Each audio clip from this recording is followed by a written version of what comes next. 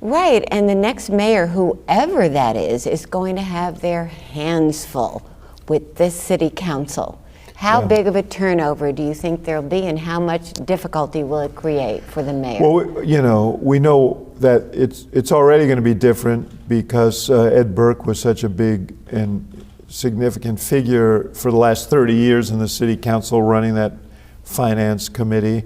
But so what happens to him? Let's talk about him for a second. Yeah, I don't know. I don't know the ward well enough. Does he win charged with attempted extortion?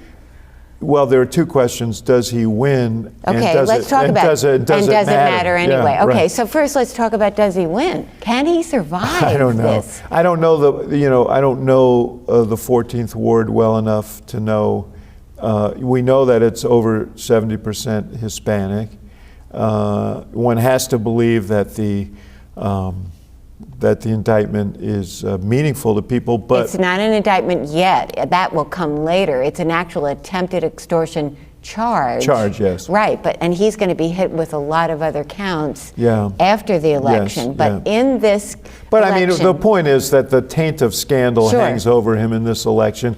That was already challenging for him because the ward has demographically changed so dramatically. Weighed against that is he has an organization there that has worked it for years and years and years, and you have two opponents. One of them endorsed by Chuy Garcia. Right. So does he survive? So I don't know, but again, I'm not sure that it matters because I think the weight of evidence against him seems pretty dramatic. He says he's going to fight it and that he's going to beat it, and maybe he will.